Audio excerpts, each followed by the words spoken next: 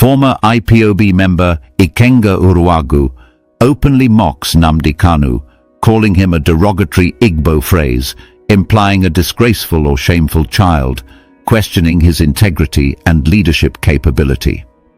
He refers to a DSS witness testimony that claims Nnamdi Kanu was arrested in 2015 at Golden Trip Hotel in Lagos with a woman named Maria, suggesting an immoral scandal. Ikenga criticizes those who idolize Nnamdi Kanu as a personal savior, questioning how someone with alleged personal misconduct could lead a liberation movement. He expresses deep frustration with the situation in the southeast, particularly the killings, kidnappings, and insecurity affecting the local people. He calls out the governor of Enugu State, Peter Mba, accusing him of neglecting communities that voted for him, especially his own local government area. He condemns the state's silence and inaction in the face of ongoing atrocities, such as farm destructions and inability of villagers to go to their farms. He says his people are being slaughtered and bodies are found in the bushes, but political leaders are instead busy organizing marathons and ceremonial events. He accuses Gentle, a Biafra Liberation Army commander, of failing the Biafran people, just like Nnamdi Kanu. Ikenga insists that despite threats to his life, he will not remain silent about the injustices and the bloodshed in the southeast region. He concluded by urging viewers to stay informed and continue speaking the truth, while ridiculing the media's focus on Nnamdi Kanu's alleged hotel scandal instead of the ongoing crisis in the southeast. It was a video that stirred the political waters of the southeastern region of Nigeria, one that left tongues wagging and emotions stirred across both supporters and critics of the Biafran cause. Ikenga Uruagu, a former prominent member of the indigenous people of Biafra, has once again broken the silence in a dramatic and controversial fashion. This time, he did not hold back his frustration, his anger, or his disappointment.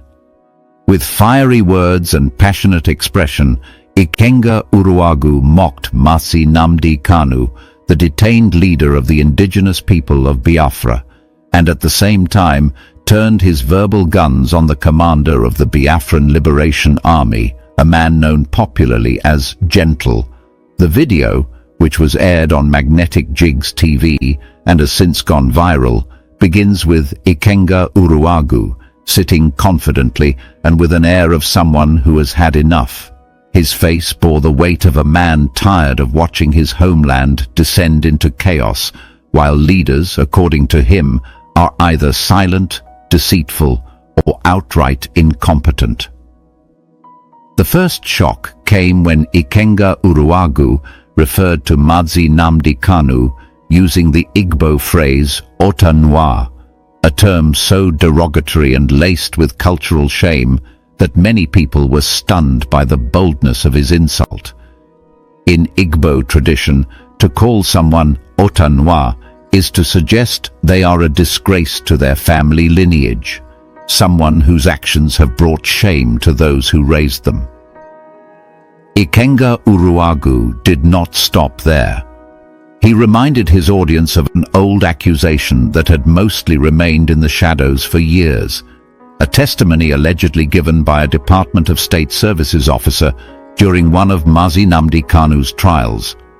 According to this testimony, Mazi Nnamdi Kanu was allegedly arrested at Golden Trip Hotel near Lagos International Airport back in 2015, and not alone. The story claimed that he was found in room 303 with a woman named Maria, a woman whom DSS claims was not his wife. The Department of State Services officer, who testified behind a screen and used a fake name for security reasons, said that Mazi Nnamdi Kanu initially resisted arrest and even allegedly attempted to fight the officers. This incident, if true, paints a controversial image of a man seen by many as a revolutionary hero. It offers a personal scandal to the already complicated political and legal drama surrounding Mazi Nnamdi Kanu. But for Ikenga Uruagu, this was more than a scandal. This was the final straw. He could not understand how people still worshipped Mazi Nnamdi Kanu as if he were a saint or a savior, despite all the controversies surrounding him. He expressed deep confusion and sorrow over how a liberation movement could be so deeply tied to one man's personality, especially one whose personal life, according to him, lacked discipline and moral clarity. He asked how someone who could not control himself in private could ever lead a nation. He wondered aloud how Mazi Nnamdi Kanu could be the face of a new independent Biafra if he had so many unresolved issues of character and self-control. Ikenga Uruagu questioned the blind loyalty of the masses who refused to ask critical questions. According to him, some Biafrans had turned Mazi Nnamdi Kanu into a deity, placing him above reproach, shielding him from scrutiny, and treating every piece of criticism as blasphemy. He warned that this kind of political idolatry was dangerous and could lead the movement into moral and strategic collapse. But Ikenga Uruagu's anger did not end with Mazi Nnamdi Kanu. He took a detour into the current state of insecurity in the southeast. With a voice shaking with rage, he described how killings, kidnappings, and destruction of farms have become daily occurrences. His voice cracked as he spoke of his own local government area in Enugu state, where, according to him, people are being killed like animals, their bodies dumped in the bushes and left to rot. He described calls he received that morning from his home community, telling him of yet another fresh round of killings. He lamented that villagers no longer go to their farms, not because they are lazy, but because of fear. According to Ikenga Uruagu, Enugu State, which once prided itself as the political heartbeat of the southeast, has now become a land of blood, and yet the leadership of the state appears silent. He called out Peter Mba, the governor of Enugu State, by name. He accused him of turning a blind eye to the agony of the people who elected him. He said that Peter Mba was instead focused on hosting marathons and public ceremonies while people were being slaughtered in villages. Ikenga Uruagu did not spare the local government chairman either. He claimed that his own community, which gave Peter Mba the highest number of votes, had been completely abandoned. The roads are bad, the security is non-existent, and the people are afraid even to step out of their homes. Ikenga Uruagu said he could no longer keep quiet, even if it meant putting his life on the line. He dared those who might want to silence him to come forward. According to him, dying while speaking the truth was better than living in silence while his people are murdered and buried without dignity. He described his pain not just as political, but deeply personal. He said he could not, in good conscience, continue to pretend everything was fine. He could not watch his people suffer while politicians through parties and revolutionaries basked in past glories. Then came the moment that drew perhaps the most attention. Ikenga Uruagu turned his fury towards Gentle, the Biafran Liberation Army commander. According to Ikenga Uruagu, Gentle, like Mazi Nnamdi Kanu, had failed the Biafran people. He accused Gentle of standing by while things fell apart, of claiming to fight for the liberation of Biafra while doing nothing tangible to stop the bloodshed. Ikenga Uruagu acknowledged that Gentle had inspired hope in many, but he warned that inspiration was not enough. Leadership, according to him, is not about inspiring songs or making declarations on social media. Leadership is about results. Leadership is about action. He expressed disappointment that someone like Gentle, who commands respect among the armed resistance movement, had not done more to protect the people of the southeast.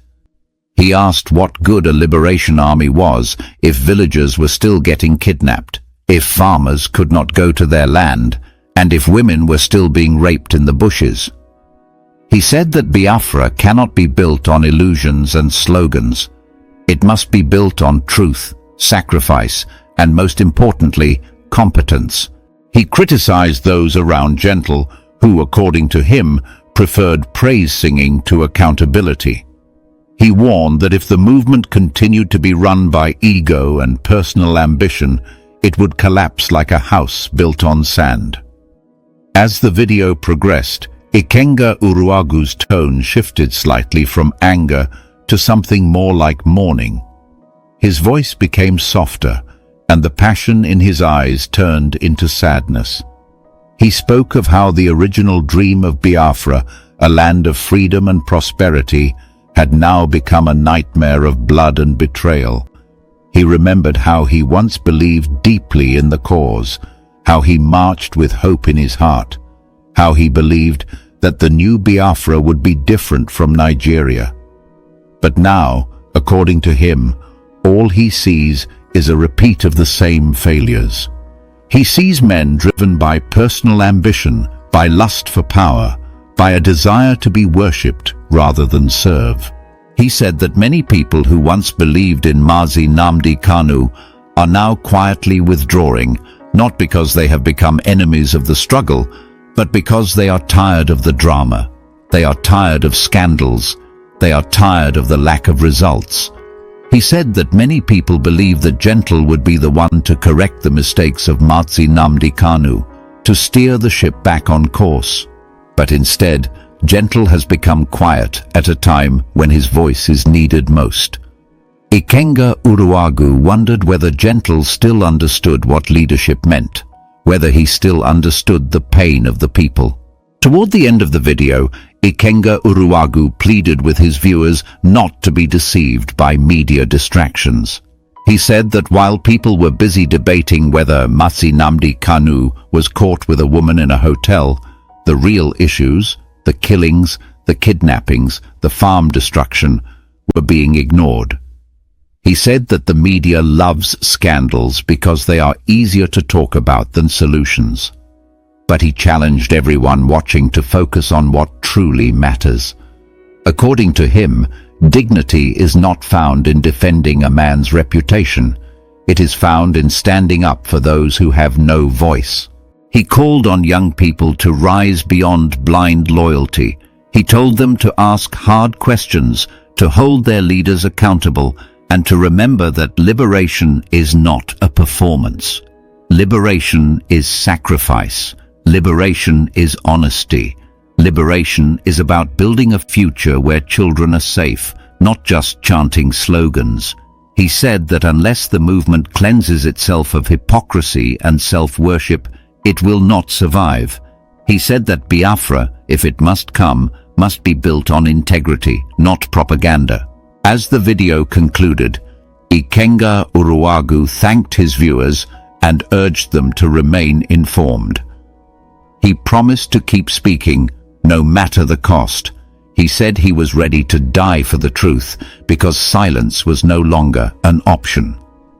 The video ended not with a call for vengeance, but a plea for clarity. It was a rare moment of raw honesty in a world filled with political posturing and media manipulation. The reactions to Ikenga Uruagu's video have been mixed. Some have praised him for his bravery and for speaking truths that many are afraid to say aloud. Others have accused him of betraying the movement, of doing the work of the enemies of Biafra. But whatever side one stands on, one thing is clear. Ikenga Uruagu has forced a conversation that cannot be ignored. He has reminded everyone that the goal of Biafra must not be reduced to the reputation of one man or the silence of another. It must be bigger than any individual. It must be about the people. And until the people of the Southeast are free from fear, until the farms are safe again, until the bodies no longer lie in the bushes, the struggle must not be about who is in a hotel room with who, but about how to end the pain that haunts the land. As Ikenga Uruagu's video message spread across the internet, the emotional weight of his words could not be ignored. He was not merely criticizing for the sake of creating division or drama. Instead, his tone carried the urgency of a man whose community had been soaked in blood, whose relatives had become statistics in the rising tide of insecurity, and who could no longer watch in silence. His voice trembled with both anger and grief as he described the horrifying reality faced by villagers across parts of Enugu state and the broader southeastern region. And while his criticism of Mazi Nnamdi Kanu and Commander Gentle was sharp, his message was layered with a desperate cry for leadership, justice, and real action. The way he emphasized the negligence of Peter Ndubuisi Mba, the governor of Enugu state, revealed a deeper sense of betrayal. It was not simply about political disappointment. It was about survival. Ikenga Uruagu pointed out that his own local government area, which had delivered overwhelming support during the last gubernatorial election, had now been abandoned. He questioned why villagers that voted with trust and hope were now left in the cold, while the state government prioritized marathons and ceremonial outings. To Ikenga Uruagu, this felt like a slap in the face, a brutal insult to the families burying their loved ones in shallow graves while state officials wore smiles and cut ribbons at public events. His lamentation became even more disturbing when he described the inability of people in his village to access their farms. In a predominantly agrarian society, where farming is the major source of livelihood, the loss of that basic right is catastrophic. It was not just food that was being denied. It was dignity, identity, and freedom. Ikenga Uruagu recounted how villagers who ventured out to cultivate their lands were never seen again, only for their lifeless bodies to later be discovered in nearby bushes. These were not isolated incidents. According to him, this had become a pattern, something he described as daily horror stories being ignored by those in power. As he continued to address his audience, Ikenga Uruagu did not mince words about the role of Biafran leaders in this crisis. His accusation against the Biafran Liberation Army commander known as Gentle was clear. Gentle, like Mazi Nnamdi Kanu, had failed the people. The supposed protectors of Biafran interests, in his eyes, had either become part of the problem or had proven incapable of delivering meaningful solutions. This, for him, was an unforgivable betrayal. To Ikenga Uruagu, it was not enough to wave flags and shout slogans about Biafra's freedom. What mattered was tangible protection, real community support, and visible progress in the fight against injustice. His comparison between Mazi Nnamdi Kanu's personal scandal and the broader suffering of the people was designed to spark introspection within the movement.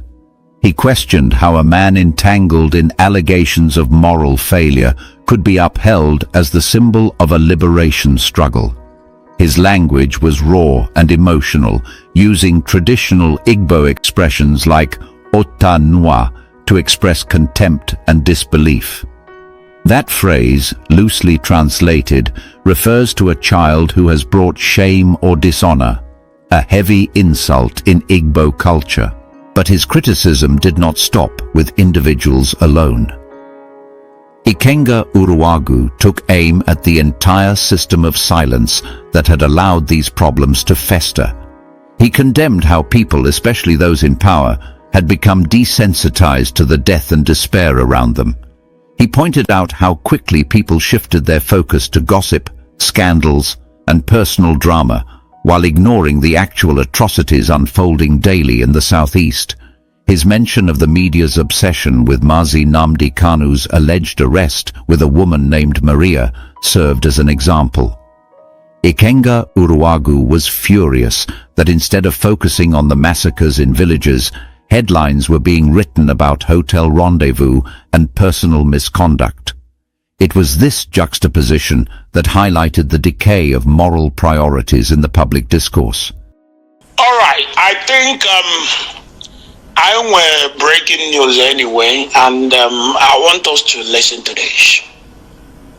According to BBC, the prosecution called the first witness, Mr. AAA, not being real names, where they work with the Department of State Service, DSS.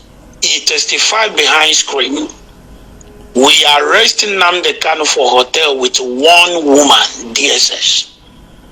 Now, so, Ehanwa goes in Ihasari the Kubo Pulumba Noa. Nnamdi Kanu no nyana why came arrest more support to counter it. If now most of the things people put about Nnamdi Kanu Abukwezoku, but Amaram who onye the engineer he had to tell us like Amaram the guys put account here. Manaka continue. According to DSS, we are arresting Nnamdi Kanu for hotel with one woman, DSS. Oga AAA say Naim be the lead. Naim the lead the DSS team will be arresting Nnamdi Kanu for Golden Cliff Hotel, Lagos International Airport for October 14th, 2015. The workers for the hotel be no agree saying Nnamdi Kanu na guest for the hotel. They show DSS the guest manifest for several months, and then Nnamdi Kanu name no day there. So the DSS get order from the Oga to conduct room-to-room search for the hotel. Then later find Nnamdi Kanu for room 303 with one young with one young lady where her name be Maria Ibezemako. Kanu be initially resist arrest and even want to fight the officer. Yeah.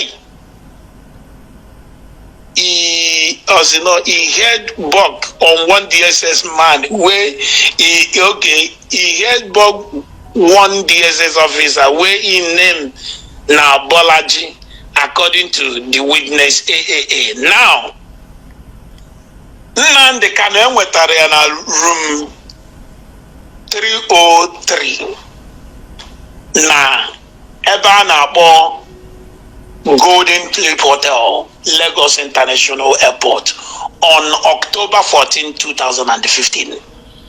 And the women Nnamdi Kanu arrest anwa enweta a whole lot of gadgets.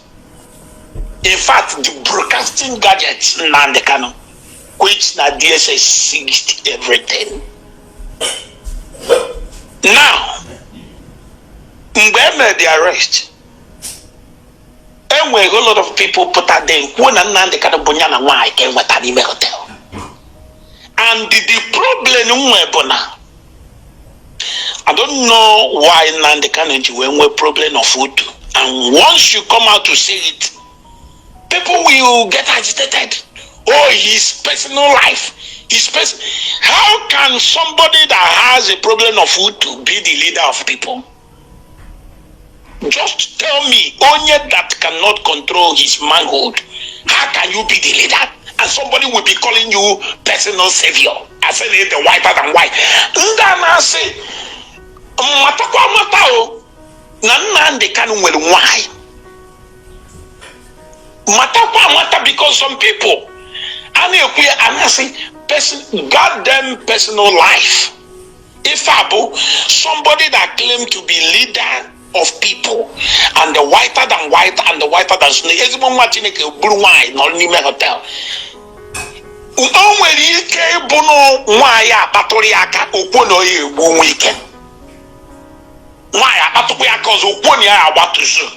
Because I look at them, Joe, when say, on a Buddhista under the influence of alcohol or Igbo or Burukutu. But the leader of whiter than white and the whiter than snow. Of how they described it with a young lady, not only Hotel.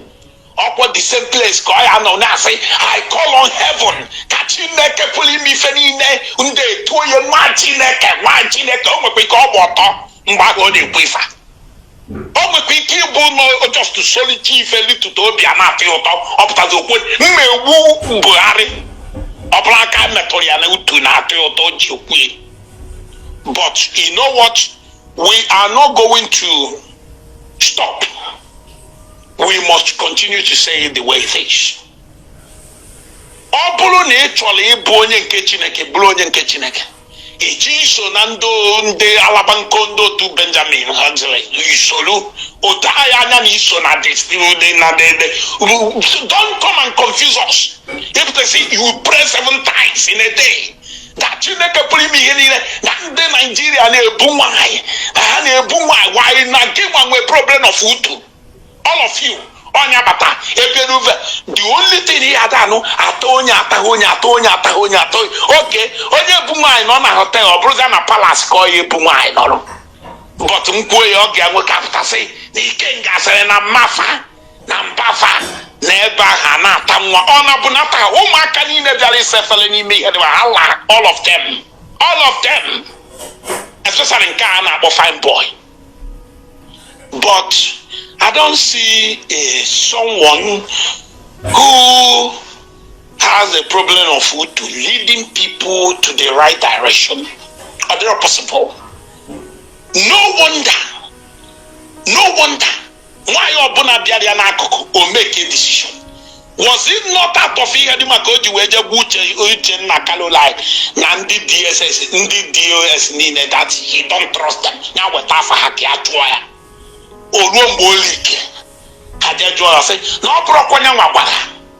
Imagine Maria Ibezima Kaya, the nona for you Bezimanko, Ebuki Fonyo, Obolo Onye Waimo Makari.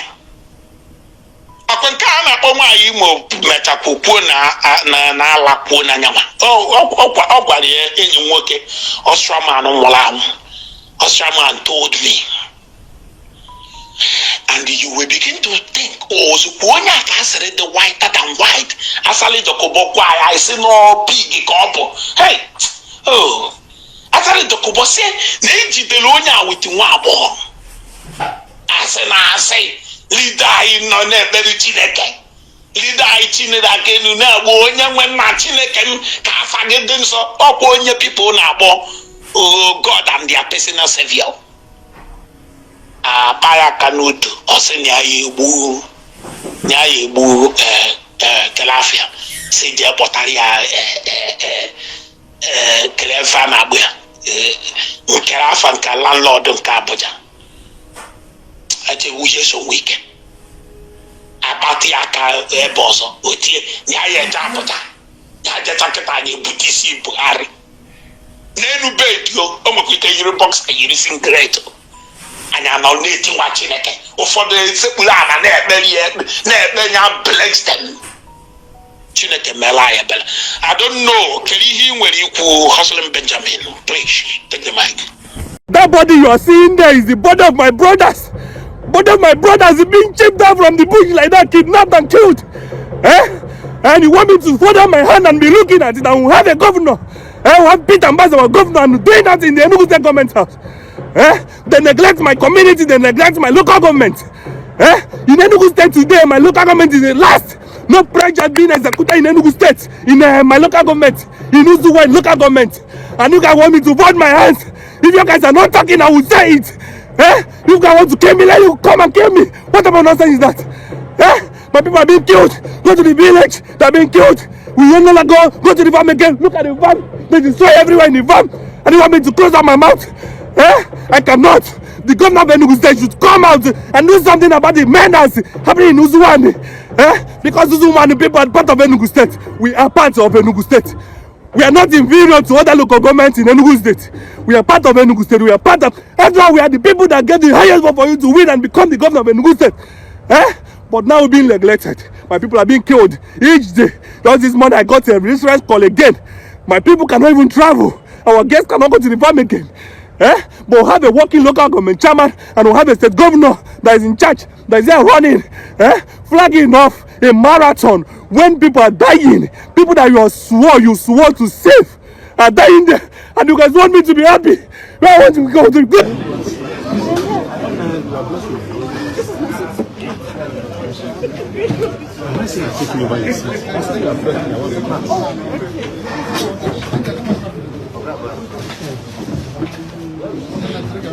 Let me stand here.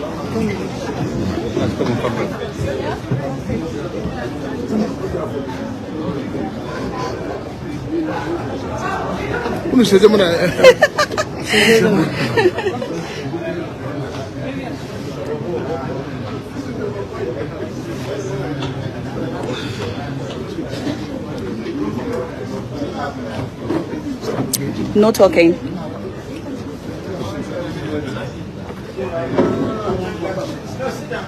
Ada negafe. Agabag. See.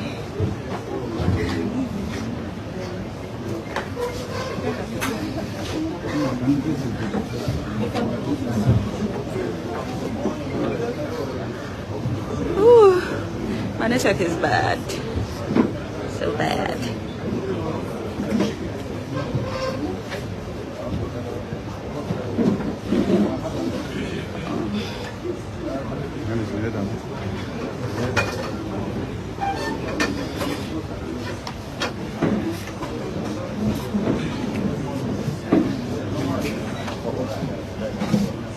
Adani, what did I tell you? I'm live.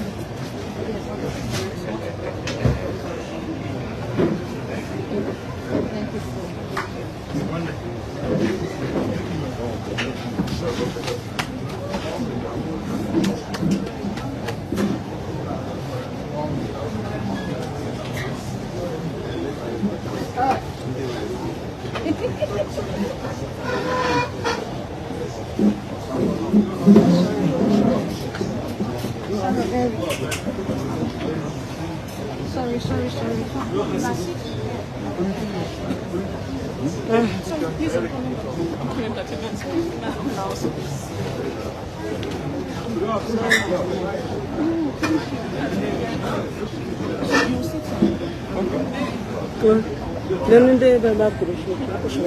Yes.